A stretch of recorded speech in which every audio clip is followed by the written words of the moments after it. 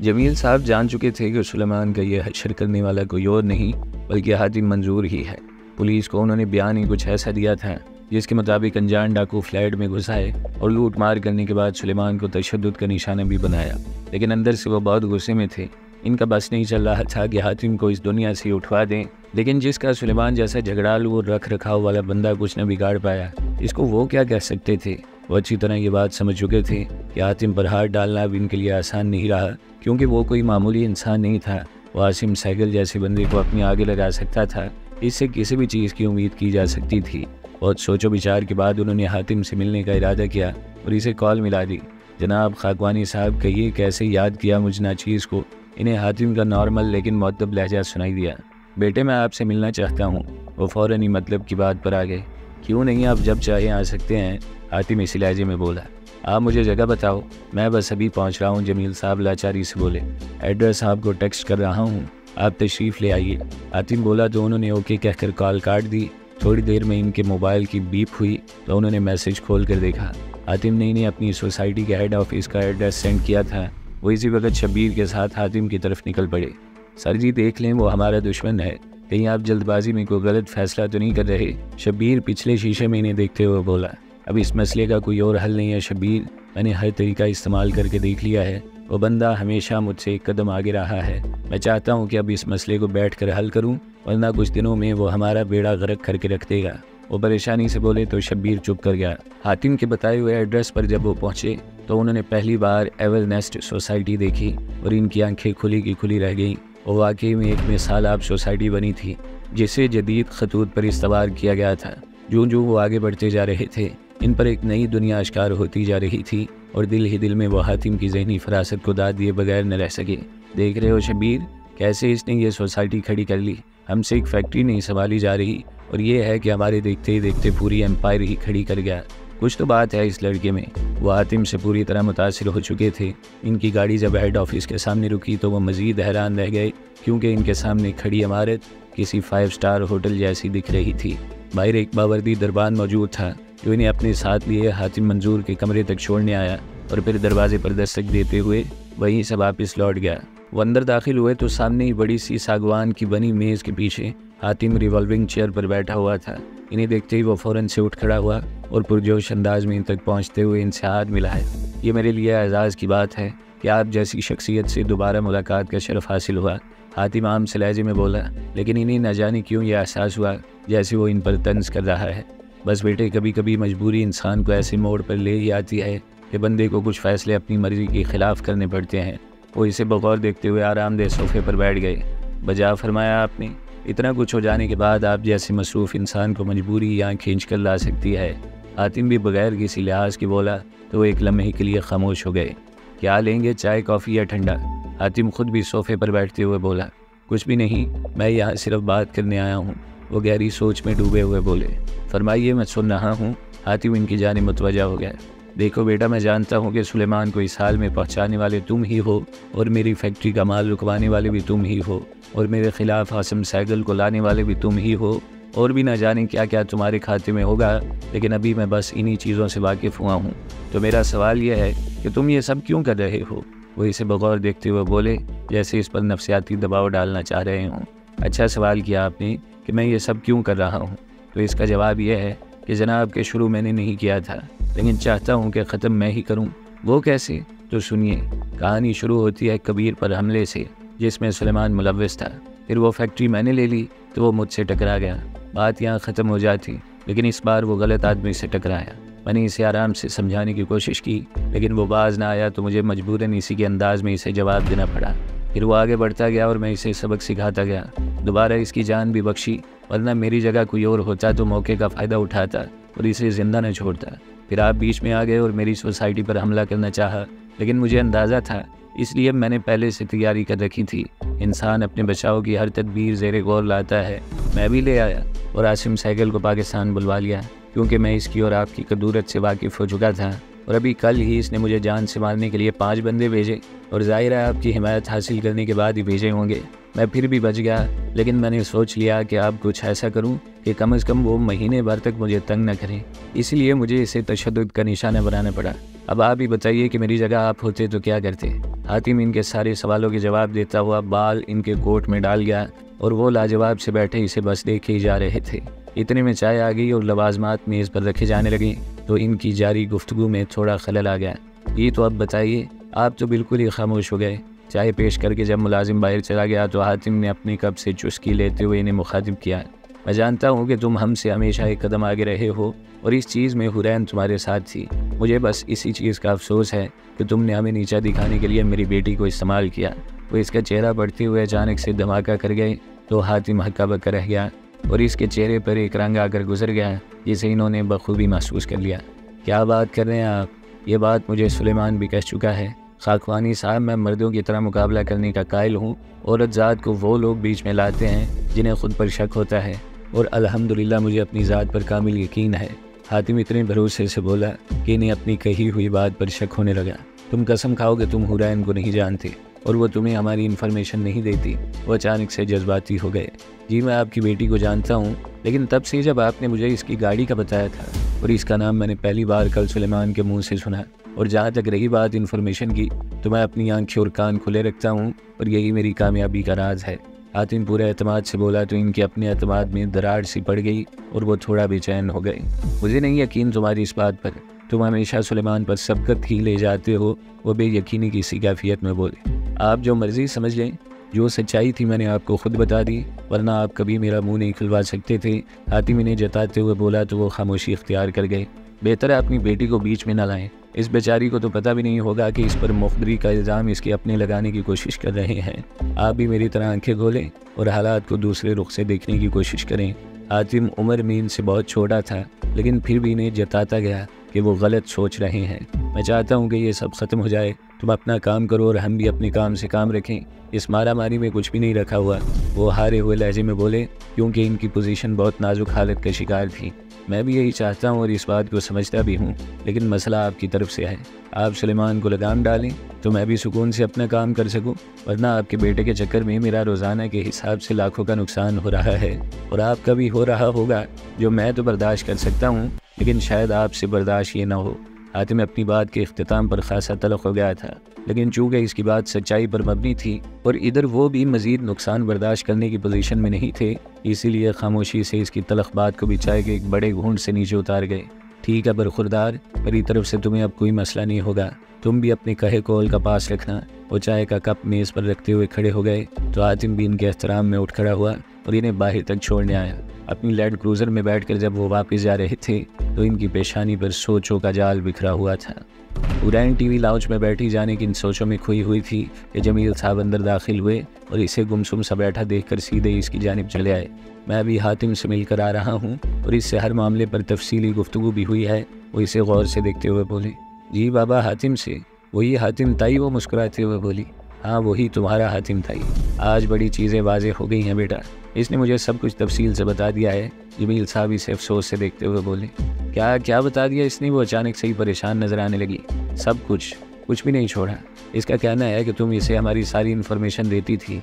जमील साहब इसे बहुत गौर से देख रहे थे और वो इनके इस तरह से देखने पर मज़ीद कन्फ्यूज़ होती जा रही थी। मैंने कुछ नहीं बताया बाबा, वो झूठ बोल रहा है। मेरी इससे इस टॉपिक पर कभी बात नहीं हुई। वो बेचारी बौखला सी गई थी, इसलिए खुद ही अपने पोल खोलना शुरू हो गई। इसका कहना है कि वो तुम्हें काफ़ी अरसे से जानता है और तुम हर बात की इसे पहले से ही खबर दे देती थी। हालांकि मैंने या सुलेमान ने कभी भी तुम्हारे सामने इस मसले को डिस्कस नहीं किया। जमील साहब इतने यकीन से कह रहे थे कि इसे इनकी बातों में सच्चाई नजर आई। बाबा कसम ले लें, मैं बस इसके साथ पढ़ती थी एकेडमी में। मुझे नहीं पता था कि वही हातिम है जिसका आप लोग जिक्र कर रहे हैं। बाद में जब मुझे पता चला तो मैंने इससे मिलना छोड़ दिया। इससे ज़्यादा हमारे बीच में कुछ भी नहीं है। वो अपना राज खुद ही आश्कार कर गई। लानत है तुम पर हुरैन, हमारी दुश्मन के साथ तुमने दोस्ती गाड़ रखी है और वो तुमसे इस दोस्ती की आड़ में सब कुछ उगलवाता गया। यानी कि सुलेमान ठीक ही कहता था कि घर का बेदी लंका ढाने पर तुला हुआ है। और गुस्से के आलम में इसे घूरते हुए बोले, बाबा प्लीज़ मेरी बात का यकीन करें, मैंने इसे ऐसी कोई बात नहीं बताई जिससे आप लोगों को कोई नुकसान पहुंचता।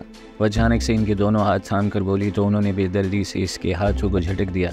मत कहो मुझे अपना बाबा, मर गया मैं तुम्हारे लिए। ये मेरा ही लाड प्यार था जो आज मुझे ये दिन देखना पड़ रहा है कि जवान बेटा हॉस्पिटल में पड़ा है और मेरा कारोबार बिल्कुल तबाही के दहाने पर खड़ा हुआ है। वो गुस्से से कांपते हुए बोले, बाबा जी प्लीज़ मेरी बात पर यकीन कीजिए ना, मैं मानती हूँ कि मेरी इसके साथ दोस्ती थी, लेकिन जब मुझे एहसास हुआ तो मैंने इससे इंतकाम लेने के लिए इसे मज़ीद ट्रैप करना चाहा और कामयाब भी हो जाती अगर आप बीच में ना आते।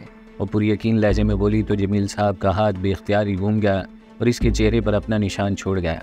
यह ज़िंदगी में पहली बार था जब इसके बाबा ने इस पर यूँ हाथ उठाया था। बेशरम बेगैरत, तू क्या इंतकाम लेगी इससे? इंतकाम तो वो हमसे ले रहा है और खुलकर बोल रहा है कि जो करना है कर लो। तुम जैसी लड़की को तो वो निकल कर थूक भी दे तो तुमको पता न चले। इतना कोई होशियार शिकारी है वो दाढ़ते हुए बोले तो इसकी सिसकी निकल गई। बाबा प्लीज़ ऐसे मत करें, मैंने कुछ गलत नहीं किया, मैं कसम खाने को तैयार हूँ।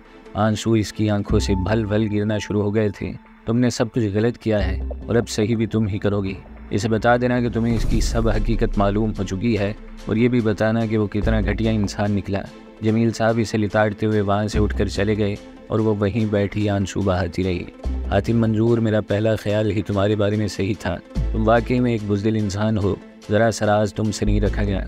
मैं खुद से लड़ रही थी कि तुम्हारा राज किसी को नहीं बताऊंगी, लेकिन तुमने तो मेरे बाप का सामना करते ही सब कुछ उगल दिया। लेकिन छोड़ने वाली मैं भी नहीं, कुछ भी हो जाए लेकिन अब तुम मुझसे बच कर दिखाओ। तुम्हें तब मारूंगी जब तुम जीत की खुशी में मस्त जश्न मना रहे होगे।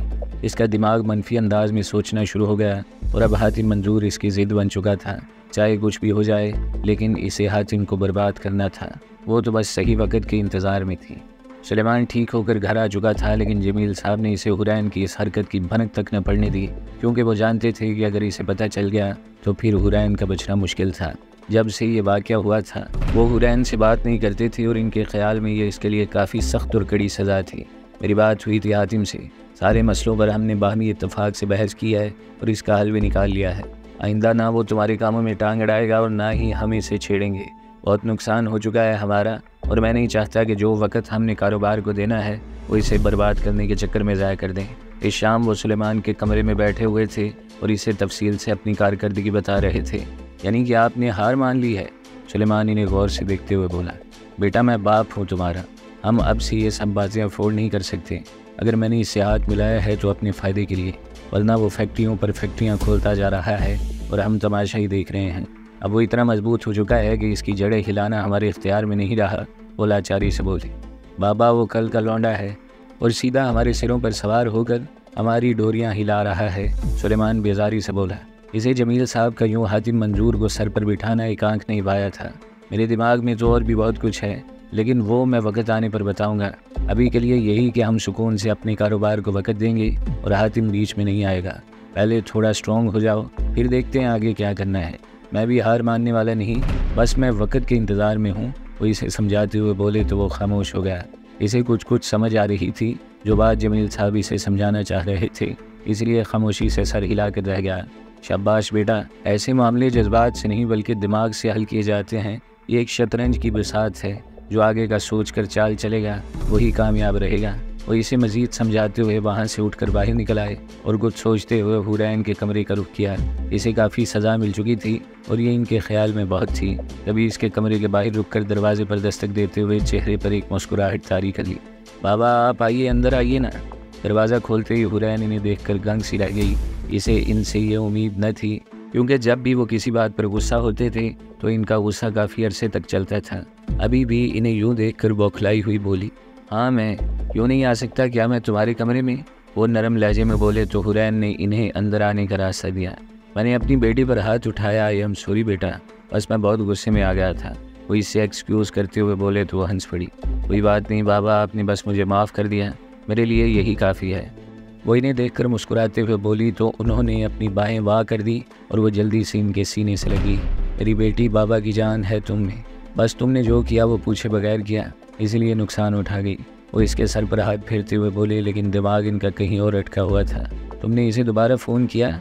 वो इसका चेहरा उठाते हुए इसकी आंखों में देखकर बोले, नहीं बाबा, मैं लानत भेजती हूँ उस पर। वो नफ़रत से बोली, अच्छा किया, इसे बिल्कुल न पता चले कि तुम इसके बारे में सब कुछ जानती हो।